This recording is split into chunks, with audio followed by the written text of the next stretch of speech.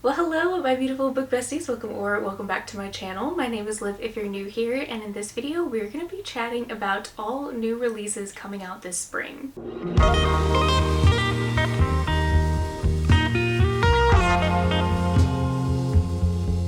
I'm going to start out this video by giving you a massive disclaimer that I am looking straight at a very dark gray blue cloud right now, so if there is a bunch of noise in the background, I apologize, but we are about to get a massive storm, so hopefully there's not too much background noise. But welcome to a brand new video. We are going to be chatting about some new releases coming out that I am personally so excited for. Yes, I'm a little bit late. I'm not going to backtrack and talk about too many books that have already come out in the month of April, because there is a ton coming out in May and June. I'm pretty sure I counted 30 or 40 books, so I'm going to be extremely short with all of these. I'm definitely not going to go into a synopsis. A lot of these authors are returning authors or authors that I already love or that are super popular. But hopefully this video will actually put these books on your radar, and then you can go look up the synopsis and research yourself. I will not be purchasing all of these. I do have some of them as ARCs, but we have a lot to talk about. So if you are like me and need some energy, go ahead and grab yourself an iced coffee or some hot tea or whatever your cozy beverage of choice is, and let's just go ahead and start with the month of April. Okay, so a couple books that have already come out that I have in my hands that I thought I would briefly mention in case you were unaware. We did get a new Abby Jimenez. I finished it, and spoiler alert, I loved it. Did have a minor issue with a side character in the story, but in case you didn't know, Abby Jimenez is one of my absolute favorite authors, and I absolutely love this book, and I think everybody should read it. And then we have a brand new romantasy that came out that I have not seen anyone talk about, and I'm not exactly sure why, because this cover and the sprayed edges is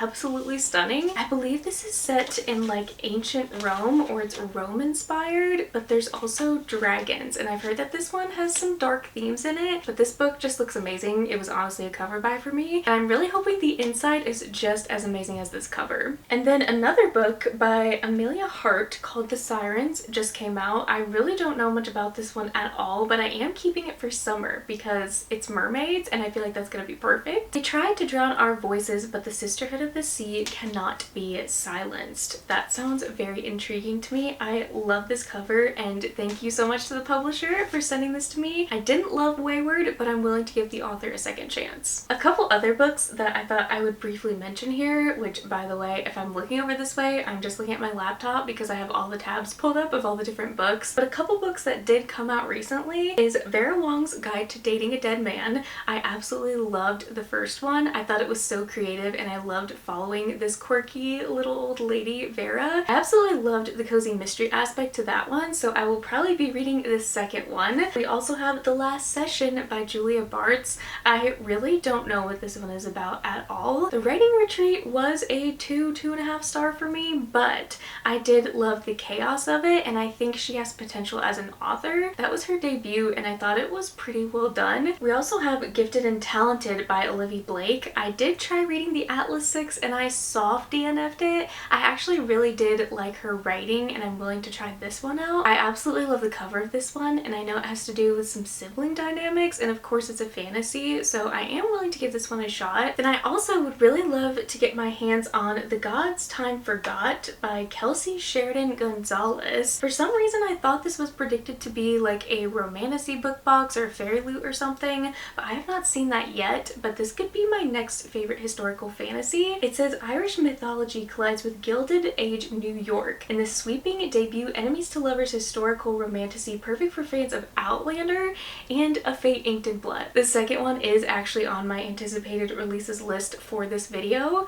but Outlander, time travel in this cover, this just looks absolutely phenomenal. And of course, coming at the end of this month, we have Great Big Beautiful Life by Emily Henry, and I've seen some not so great early reviews of this one. I actually have an arc of it myself, but I think I'm gonna wait until I see all the early negative reviews die down, because I really want to be excited for this one. I did not love Funny Story quite that much. I'm really hoping this book redeems Emily Henry for me. I am a person that loves her original rom-coms. Ever since she's kind of gone this literary route, I personally have kind of had a hard time relating to her stories. I don't know what this one is about, but I'm honestly just excited about another Emily Henry story. Okay, the next book we have, I'm actually so excited for. This one is The Floating World by Axie. I think I have another one of her books, but I've never gotten around to actually reading it. Final Fantasy meets Shadow and Bone in this romantic fantasy reimagining the Korean legend of celestial maidens. I've always wanted to play Final Fantasy and I love Shadow and Bone. I've heard really great things about this author and I think it's going to be a fairy loot, which I do have fairy loot, so I think this is going to finally be my chance to read from this author. The last book coming out in April, which I'm so excited for, you guys need to go up and look up this Barnes & Noble exclusive edition because I absolutely want this in my collection. It is The Almafi Curse by Sarah Penner. Sarah Penner's previous book she came out with, I think it was The London Seance Society or something like that, was not my cup of tea unfortunately, but this one sounds absolutely amazing. It says powerful witchcraft, a hunt for sunken treasure. We have Haven Ambrose, who's a nautical archaeologist. She's come to the sun-soaked village of Positano to investigate the mysterious shipwrecks along the Almafi coast. Haven is hoping to find more than old artifacts beneath the azure waters. She is secretly on a quest to locate a trove of priceless gemstones her late father spotted on his final dive. What I love about Sarah Penner is she always weaves in fantasy with historical fiction. I've also heard there's mermaids in this one. I feel like you can't go wrong. Goodness. Wow. Should I even be filming right now? This is wild. Here comes the rain. Okay friends, we're back. I am so sorry for all of that noise, but I actually had to pause filming for like an hour and now we're back. So perfect timing though, because we had a break in between April and May, and the first book coming out in May is One Golden Summer by Carley Fortune. I love Carley Fortune's books. I feel like they are so descriptive and just submersive. I hope she continues to write summary books because I look forward to hers every single year. What I love about this one specifically that caught my eye is our main character Alice is actually a photographer, which I'm a photographer. So I love that and I cannot wait to see how she weaves that theme into the story. Apparently Alice used to take pictures of the boy next door named Charlie. I think this is going to be the typical Carley Fortune where it's kind of like a second chance romance or friends to lovers, which I personally love. Very excited about this one and the cover is definitely giving summer. Then we have one of my most anticipated of the entire year and it's quickly taken that first spot because I just realized how much I miss like that 2000s dystopian. Especially after reading The Hunger Games, I have been very much on the hunt for something similar, and Silver Elite I hope is going to end up being elite. A young woman must conceal her psychic powers and her attraction to her handsome, commanding officer as she works undercover to take down a brutal government from within. There's apparently some type of like uprising. It's sci-fi but romantasy and dystopian. I know the regular edition has silver sprayed edges and I don't know, something about this, maybe it's the bird is giving Mockingjay, but I'm just so excited that we're getting some more dystopian because honestly it's one of my favorite genres. I'm hoping this will end up being like on my favorites list of the year. Then we have a new fantasy romance book called Shield of Sparrows by Devney Perry, who I believe has written like some type of small town romance mystery or something of the sort. I know that I have seen this name before. Haven't read any of her books, but it sounds so good. Fear the Monsters We Make, a swoon-worthy, spicy romantic fantasy filled with legends and monsters. The Witcher meets Cinderella. A princess is chosen to fulfill the terms of an ancient treaty and finds herself traveling with an infamous monster slayer. That sounds like everything I could ever want in a fantasy book. Switching gears a little bit, the next book I have on my list is The Missing Half by Ashley Flowers. She's also one of the hosts of The Crime Junkie, I believe, and I never read her other mystery thriller, but I love this one. Something about the cover pulls me in. Two women haunted by their sisters' unsolved disappearances band together in this captivating mystery. Love a good sister dynamic. This one's definitely going on my radar. Again, I haven't read her previous book, but I feel like this one has very good potential. Next, we're getting a brand new Frida McFadden called The Tenant. I love this cover. I love the pink. Nick Porter is riding high until he's not. Fired abruptly recently from his job as a VP of marketing and unable to make the mortgage payments on the new brownstone that he shares with his fiance, he's desperate to make ends meet. Enter Whitney, beautiful, charming, down to earth, and looking for a room to rent. She's exactly what Blake's looking for. Or is she? Very intrigued where Frida's gonna go with this one. I love her mystery thrillers. Sometimes they are really dark and really crazy and wild and very unbelievable, but I always have the best time with them, and this one is definitely going to be one that I buy. And like I said previously, A Curse Carved in Bone by Danielle L. Jensen is one I already have had on pre-order for months. I loved A Fate Inked in Blood. I really had no idea what a shield maiden was until I read the first book, which I'm gonna just let you read that first one if you haven't already. But her writing is so lush and descriptive. The romance is absolutely phenomenal. The narration for the accents was also great, and I'm really hoping to read her Bridge Kingdom series at some point, but for now I'm definitely looking forward to this one. It says a shield maiden fights to break the shackles of prophecy and to overcome the betrayal of the man who broke her heart. This is Norse mythology inspired, which makes it very brutal and kind of gory and bloody, but like I love that. I felt like every single chapter was a plot twist, and again her writing's phenomenal, so I'm definitely going to be reading this one. Next we're getting another Catherine Senner. I read Catherine Senner's The Rom-Commers last year and I absolutely love that book. I know a lot of people didn't, and I did have a couple issues with it, but I feel like it was a really good first introduction into her writing, and I'm very much looking forward to this one as well. Katie Vaughn has been burned by love in the past. Now she may be lighting her career on fire. She has two choices: wait to get laid off from her job as a video producer, or at her coworker Cole's request take a career-making gig profiling Tom Hutchison, a Coast Guard rescue swimmer in Key West. The catch? Katie's not exactly qualified. She can't swim, but fakes it that she can. Plus, Cole is Hutch's brother and they don't get along. Next stop, Paradise. This is obviously going to be one of the biggest rom-coms of the summer. Catherine Senner usually writes closed-door romance with a lot of depth, and that's what I really appreciate about her. Next, we have probably one of the biggest romantasy books of the year that I was so graciously sent to by the publisher. That is Night in the Moth by Rachel Gillig. I still cannot believe I haven't started this yet. This sounds amazing. The cover is also amazing, and I'm so excited to get to this. I'll probably read it first thing in May because I absolutely cannot wait. A gothic mist-cloaked tale of a young prophetess who's forced on an impossible quest with the one devilishly handsome knight whose future is beyond her sight. Perfect for fans of Jennifer L. Armentrout and Leigh Bardugo. I have not read One Dark Window yet, but I definitely plan to, either right before this or after. I love a good gothic fantasy with some dark themes, and I feel like this story is definitely going to have me checking all of the boxes for all of the things that I love in a good romantasy. Switching gears just a little bit, we have not had very many graphic novels come out this year, which is honestly making me a little bit disappointed, but we do have one coming out from one of my all-time favorite authors, Return to Sender by Vera Brosgol. I love this cover already. It looks so sweet. Magic, mystery, and a marvelous mailbox take two kids on a surprising adventure, and even to a new dimension. Perfect for fans of Greenwild and The Lost Library. I don't think I've read a single graphic novel this year, actually, so this is definitely going to be one of the first I pick up.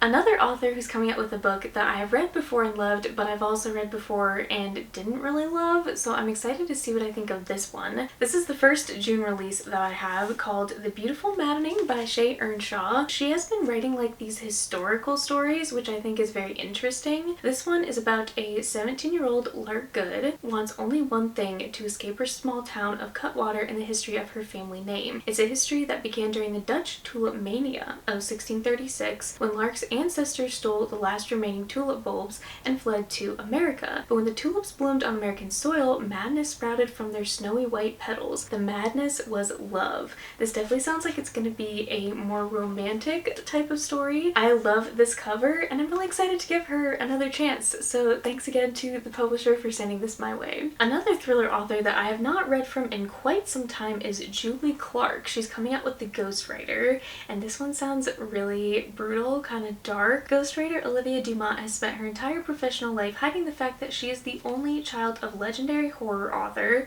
Vincent Taylor, famous not only for his novels but for being the prime suspect in the brutal slaying of his siblings. On the brink of financial ruin, Olivia reluctantly agrees to ghostwrite her father's last book, not realizing she will be forced to reckon with the ghosts that live at the center of her family family. Need I say more? We've got a little bit of some horror elements, which I think is going to be really interesting. And I have really liked from what I've read of Julie's books before, so I feel like this one's going to be really popular. The cover is also super captivating. One of the few romance books I do have on my radar is one that I recently put on this list is Battle of the Bookstores by Ali Brady. This looks like it's going to be so much fun. Rivalry and romance spark when two bookstore managers who are opposites in every way find themselves competing for the same promotion. Everything about this cover in the story is just screaming spring or summer, and I've never read from this author before. I do have The Beach Trap, and I've meant to read that every single summer. I just never get around to it. So I'm really hoping that I will find the time to read this one. Who doesn't love a book about books? Like, it sounds so cozy and so cute. Okay, this next one I completely forgot about, but it's coming out so soon and I'm so freaking excited. This actually says May, not June,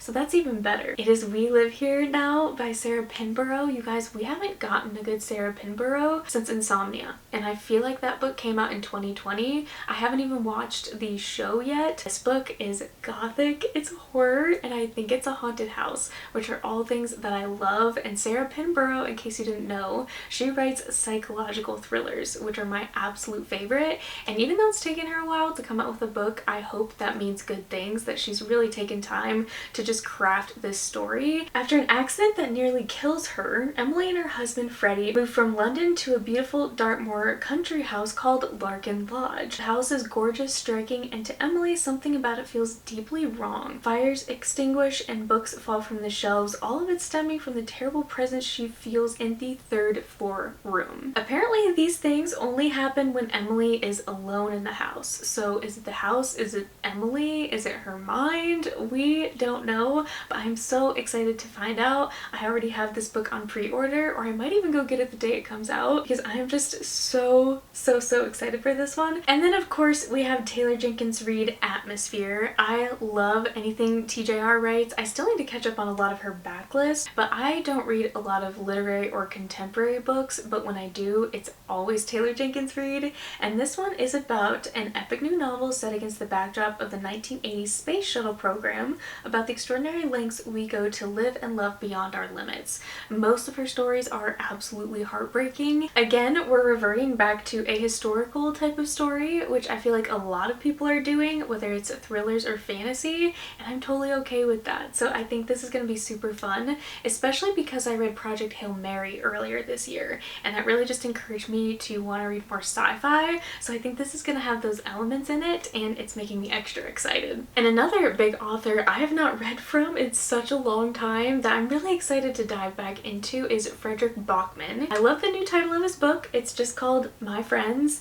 and apparently it is very funny and is deeply moving about four teenagers whose friendship creates a bond so powerful that it changes a stranger's life 25 years later. Frederick Bachman always knows how to break your heart and always knows how to like stir up those emotions. So between this one and TJR, I feel like we're all gonna be crying in the month of June. Next, we have another historical fantasy by V.E. Schwab called Bury Our Bones in the Midnight Soil. I have had an arc of this for a little while now, but I'm just waiting for that mood to strike when I want to read something like this, because it's actually about vampires. I know a lot of us are big fans of V.E. Schwab. I don't know if I'm gonna love this one as much as Addie LaRue, one can only hope, but I already love the title and I already love the cover. It looks really creepy, it's gothic, it's horror, it's vampires, so that's right up your alley. Then this one is probably worth checking out. Next, we have a brand new Courtney Walsh coming out that I'm so excited for. I think this one's gonna be a little bit more along the lines of Isadora Bentley, where it reads a little bit more like chick lit or contemporary versus like a rom-com. Sometimes what you think you want and what you actually want turns out to be different things. I feel like right there, that is already hitting home for me. Rosie Waterman has wanted to become a working actor, but lately that hasn't been working out. When she loses her apartment and her job on the same day,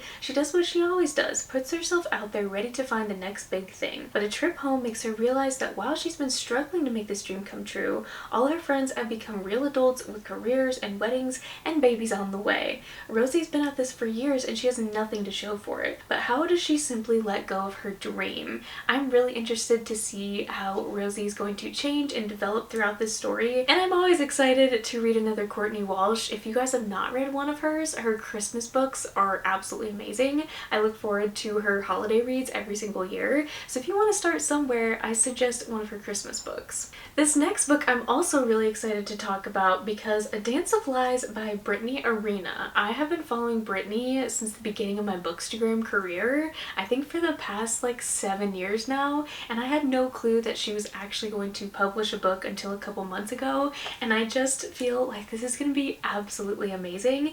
It is a debut fantasy romance filled with hope after heartbreak, secrets and betrayal, as a dancer turned spy must decide how far she will go to secure her freedom. This one I know is going to have some amazing disability rep. I actually did not realize this was going to be an adult romantasy, not a young adult romantasy, which makes me even more excited. And then we have Ashley Post's new book called Sounds Like Love, which I think is about two musicians. I love Ashley Poston. She includes or weaves into all of her stories some type of like fantasy or magical element, which you guys know I love. I've met Ashley. She's so cute. She's so shy, and I feel like I relate to her so much, and especially to a lot of her characters. This one says a hit-making songwriter and a bitter musician share a startling and inexplicable connection that they'll do anything to shake. So it sounds like we might have like a grumpy sunshine type of situation. I haven't really read much with the musical theme to it, so I'm extra excited for this one. I love the bright pink too. She just has the best covers. Again, with another historical fantasy book, we have a new one by Hester Fox, which kind of creeped up on me. I had no idea she was writing another one.